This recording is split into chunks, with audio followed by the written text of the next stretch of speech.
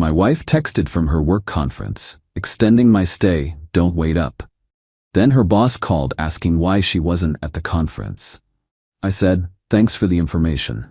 When she came home to an empty house and divorce papers, her story suddenly changed. I, 6 male, got the text Thursday afternoon while sitting at my desk. My wife Jasmine, 33, was supposedly at a 3-day conference for pharmaceutical sales reps. She'd left Tuesday morning, all excited about networking opportunities and breakout sessions. Her text, hey babe, conference is going amazing. They added extra workshops for top performers, extending till Sunday. Don't wait up. Love you. I was typing back, congrats babe, when my phone rang. The caller ID made my stomach drop. It was Howard, her direct supervisor. Hey, is Jasmine feeling better? We're concerned since she called out sick for the conference. It's a mandatory event and missing it affects her quarterly review. I sat there for maybe 10 seconds, phone pressed to my ear, Howard breathing on the other end. Thanks for the information, Howard. I'll make sure she knows about the quarterly review impact. Wait, is she okay? She said it was a stomach bug. She's fine. Appreciate the call. I hung up, sat there staring at her text. Conference is going amazing. The lying came so easy to her. No hesitation, no guilt. Even added the love you at the end like garnish on a shit sandwich. I pulled up her location on Find My Phone. She'd forgotten. I set it up on her phone last year when she lost it at the mall. She was at the Rosewood Hotel, 40 minutes away. Not the conference hotel, which was 3 states over. Here's the thing about Jasmine. She thinks she's smarter than everyone. Always has. But she gets sloppy when she's confident. Like using our shared credit card for the hotel room. Like not checking if her location was on. Like assuming I'd never talked to Howard, because she'd told me he creeps her out. I didn't scream, didn't throw things, didn't even feel that burning rage you see in movies. Just clarity. Like when you finally understand a math problem that's been bugging you. I called my brother-in-law Tony, he's a divorce attorney. Tony, hypothetical question. If someone wanted to file for divorce in this state, based on adultery, what would they need? Evidence, texts, photos, credit card statements. Why? How fast could someone get papers drawn up? This isn't hypothetical, is it? Can you have them ready by tomorrow? Danny, what's going on?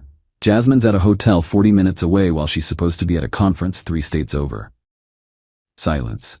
Tony had introduced us 8 years ago. He'd been in our wedding party. I'll have them ready by tonight. Come by at 7. I spent the next 2 hours methodically going through our life, not in an emotional way, more like an inventory. 7 years of marriage. No kids. She wanted to focus on her career. Wonder if that's what she was focusing on at the Rosewood. The house was mine before we married. My retirement accounts were separate. The only joint thing was checking, and that only had about $3,000 in it. We'd been living parallel financial lives without realizing it. Or maybe she had realized it. Maybe that's why she was branch swinging now. I packed while making a list. Her clothes, 3 suitcases worth. Her jewelry, except the wedding ring, she could come get that herself. Her work stuff from the home office, her exercise equipment, the photos of her family, her grandmother's china she insisted we display but never used. I left all of it neatly in the garage, organized, labeled, because I'm not a monster, just done. The divorce papers from Tony were beautifully simple. Irreconcilable differences. Clean split. She keeps what's hers, I keep what's mine. No alimony request from either party. Just done. I left them on the kitchen counter with a sticky note. Howard called. He hopes you feel better from your stomach bug. Then I grabbed my go bag. Everyone should have one, and went to Tony's guest room. She called at 11 p.m. I didn't answer. She called at 11:15. 11:30. 11:14 a.m. 15 missed calls before she tried texting. Why aren't you answering? Is everything okay? Then Danny, please pick up. Then I'm worried something happened to you. Finally, I'm driving home right now. That last one was at 1 a.m. The conference had 2 more days. Even by her lie timeline, she wasn't supposed to be back until Sunday. Update 1. So she came home to the empty house at 2 a.m. I know because she called Tony's house phone. Yeah. The man still has a landline. His wife Rita answered, told Jasmine I was asleep and no, she wouldn't wake me. According to Rita, Jasmine went from confused to angry to hysterical in about 30 seconds. This is illegal. He can't just abandon me. I'll call the police. Rita, bless her, just said, the divorce papers on your counter suggest otherwise. Have a good night. Friday morning, I woke up to 83 text messages. I'm not exaggerating. 83. They went through the entire grief cycle. Denial. This is a misunderstanding. Howard must have confused me with someone else. Anger. You're seriously divorcing me over a miscommunication? You're pathetic. Bargaining. Can we please just talk? I can explain everything. Depression. I can't believe you're throwing away 7 years like this. Acceptance. Lol, just kidding. She went back to anger. More anger. You think you're so smart? I want half of everything. That house is marital property. That's when I finally responded. Your signature on the prenup suggests otherwise. Oh yeah, forgot to mention the prenup. See, Jasmine had insisted on it back when we got married. She was making more than me then. I was finishing my master's and wanted to protect her assets. Funny how that works out. She called immediately. I answered on speaker while Tony sat across from me. You set me up. I'm at a conference. How did I set you up? Stop playing games. You know I wasn't. Howard had no right to call you. So you weren't at the conference? I needed a break. A mental health break. The job is stressful and... At the Rosewood Hotel? Silence. With who, Jasmine? I was alone. I just needed space to think about our marriage and our marriage that you needed to think about at a hotel with Kevin. More silence. See, I hadn't mentioned Kevin yet. Kevin was her work friend who'd been commenting on all her Instagram posts with fire emojis. Kevin, who'd coincidentally taken sick days Tuesday through Friday, according to his LinkedIn. Recruiters really need to stop posting about their team's dedication when members are clearly out. How did you? Your Rosewood reservation is under K. Patterson. You used our credit card. It's on the statement. That's not. I can explain. Cool. Explain it to the judge. I hung up. Within an hour, she'd called Tony's office 6 times. His secretary started a tally sheet. But here's where Jasmine's entitlement really started to shine. She went to my parents' house. My parents showed up crying about how I'd misunderstood and abandoned her. My mom called me. Honey, Jasmine's here crying about some conference mix-up. Mom, she was at a hotel with another man while telling me and her boss she was at 2 different places. Oh. Pause. Should I still offer her tea? That's up to you, Mom. I'll give her water. Tea is for family. Later I found out Mom gave her a single glass of tap water, listened to her sob story for exactly 5 minutes, then said, well, that's unfortunate. You should probably leave now. But Jasmine wasn't done. Oh no. She showed up at my work. My work. Security called me. There's a Jasmine here saying she's your wife and needs to speak to you urgently. Ex-wife, and no thank you. She says it's an emergency. Unless she's currently on fire, it can wait. They didn't let her in, but she stood outside the building for 2 hours. My coworkers were sending me pictures from the windows. She was on her phone the whole time, probably trying to figure out her next move. That next move? Threatening to expose my emotional abuse on social media. The text, if you don't meet with me today, everyone will know what kind of man you really are. How you've controlled and manipulated me for years. I forwarded it to Tony. He laughed. Let her. Discovery will be fun. She didn't post anything. Know why? Because her side piece Kevin turned out to be married. Yeah, married. His wife called me Saturday night. Found my number in Kevin's phone. Is this Danny? Jasmine's husband? Soon to be ex, but yes. I'm Chloe, Kevin's wife. I think we should talk. Update 2. Meeting Chloe was illuminating. We met at a coffee shop Sunday morning. She brought receipts. Literal receipts. Girl had been suspicious for months and hired a PI. She had everything. Photos of Kevin and Jasmine at lunch dates going back 6 months. Hotel receipts. Not just the Rosewood. Turns out they'd had their conferences at 3 other hotels. Best part? Text screenshots between Kevin and his buddy where Kevin was bragging about his pharmaceutical sales girl who thinks I'm gonna leave my wife. Chloe stirred her latte and said, Kevin makes $45 a year as a junior marketing associate.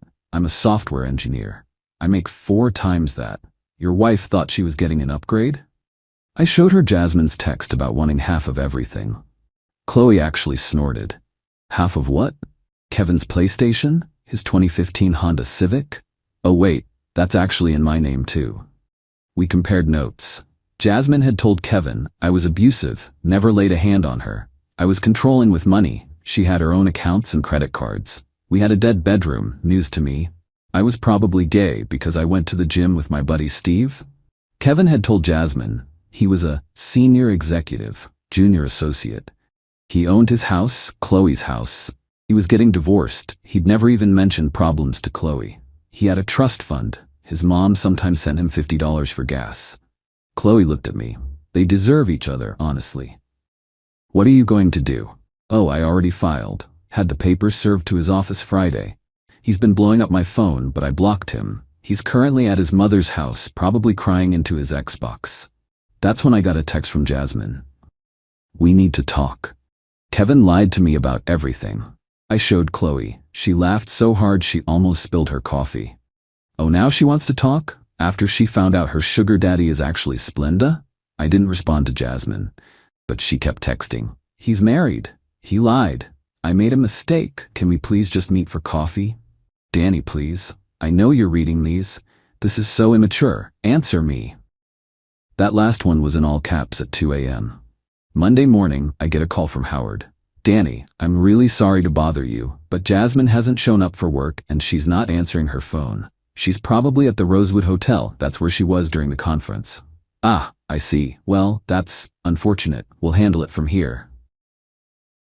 Tuesday, Jasmine was fired. Not for the affair, but for lying about being sick and missing a mandatory conference. Turns out 3 other reps had seen her at a restaurant with Kevin on Wednesday when she was supposedly home with a stomach bug. They'd reported it to HR. She tried to file for unemployment. They denied it. Cause termination for misconduct. That's when the real entitlement kicked in. She showed up at Tony's house at 11 p.m. drunk with her sister Denise. They were banging on the door screaming about fair treatment and marital rights. Rita called the cops. Jasmine told them I'd stolen her house. The cops asked for proof it was her house. She couldn't provide any because, well, it wasn't. But here's the kicker. Denise tried to secretly record the whole thing to expose police bias. She dropped her phone, it cracked, and then she tried to make Tony pay for it because it happened on his property.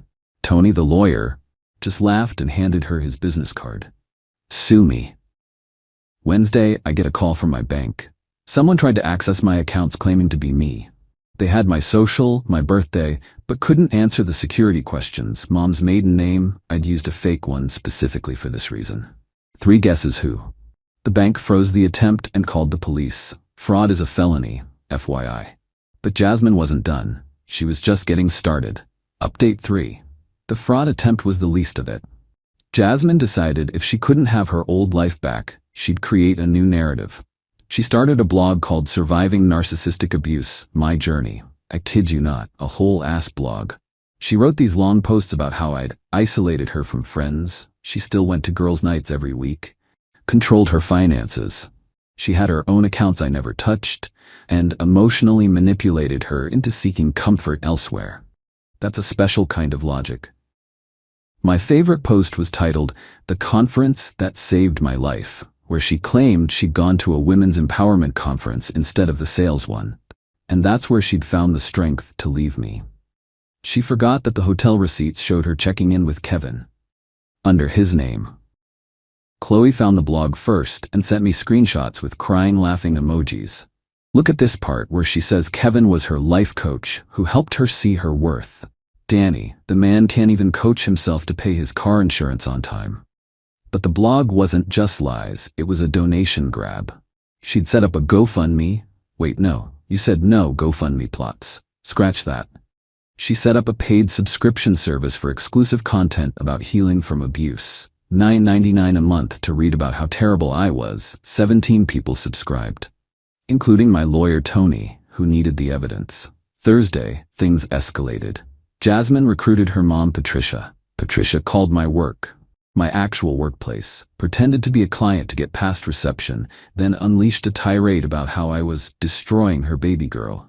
My boss pulled me aside. Danny, I don't know what's going on in your personal life, but this needs to stop. I showed him the divorce papers, the hotel receipts, everything. He was quiet for a minute. Your mother-in-law sounds unhinged. We're blocking her number. If she shows up, we're calling security. She showed up the next day with Denise and Jasmine's cousin Marie. They tried to storm the building like it was Area 51.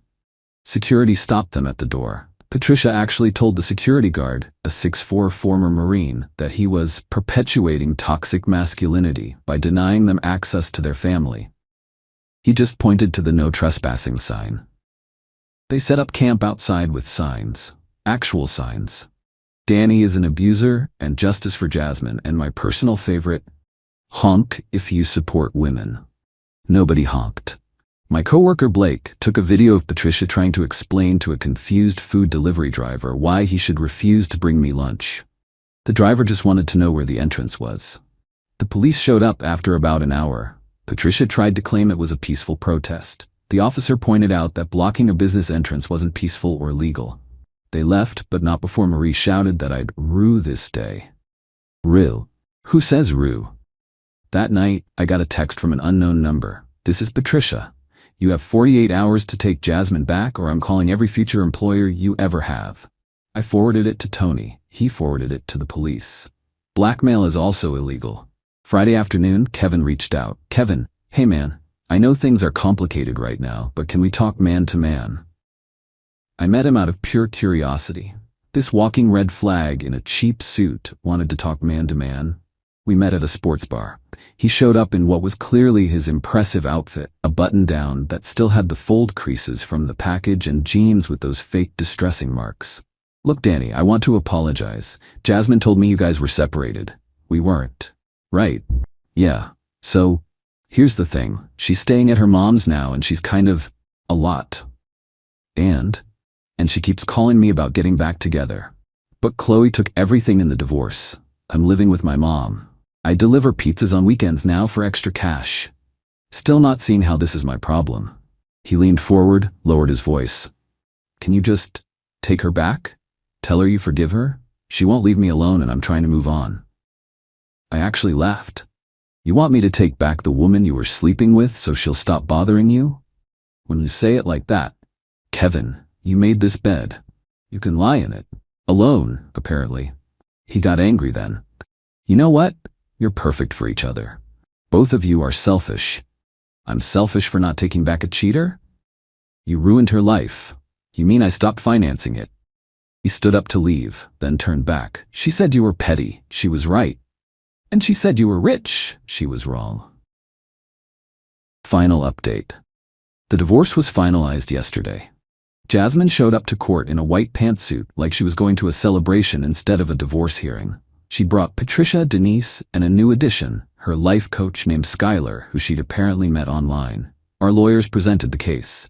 Tony had everything: the hotel receipts, the fraudulent sick days, the attempted bank fraud, the harassment, Patricia's blackmail threats, all of it. Jasmine's lawyer tried to argue that I'd emotionally abandoned her, forcing her to seek comfort elsewhere. The judge, a woman in her 60s who looked like she'd heard everything, asked, "So your client lied to her employer, committed adultery, attempted fraud, and her family harassed the plaintiff at his workplace, but he's the problem." Jasmine actually said, "Your Honor, you don't understand the emotional violence. I understand that you used a shared credit card to pay for hotel rooms with your affair partner. I understand that you attempted to access accounts that weren't yours. I understand that there's a police report for harassment. What am I missing?" Silence. The divorce was granted. Clean split as per the prenup. Jasmine got nothing except what she came in with. She has to pay my legal fees, $8,700. Outside the courthouse, Patricia started her usual screeching about injustice, but this time Jasmine stopped her. "Mom, just stop. It's over." Patricia looked shocked. "But baby, we can appeal." "We can. With what money? I don't have a job. Kevin's broke. It's done."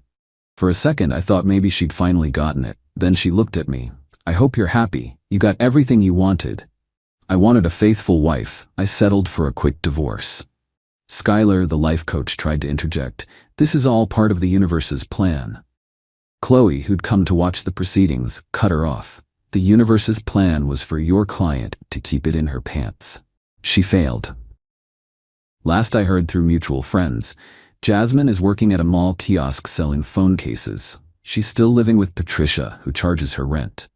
Kevin got back together with his ex from high school who has 3 kids from 2 different fathers. Patricia got arrested for keying someone's car in a dispute over a parking space.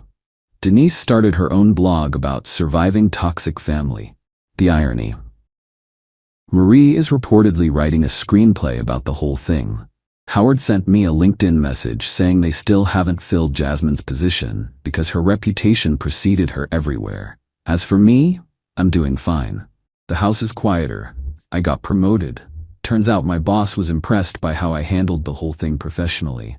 I started seeing Amber, a teacher who thinks the whole story is insane and regularly asks, "Wait, she did what?" Tony framed the divorce decree next to his law degree. He says it's the cleanest case he's ever handled, where the opposition basically prosecuted themselves. Last week, I got one final text from Jasmine. For what it's worth, I did love you once. I wrote back, "Cool." Then I blocked her number. Life goes on. The only thing I sometimes think about is how easy it was for her to lie. Conference is going amazing. Like breathing. Makes you wonder how many other conferences were just 40 minutes away. But you know what? Not my problem anymore. Oh, and fun fact, the Rosewood Hotel sent me a thank you card. Apparently, I'd accrued enough points from her charges to earn a free weekend stay. I'm taking Amber there next month. She thinks that's hilarious. Thanks for following along. Remember, when someone shows you who they are, believe them. And always check those credit card statements.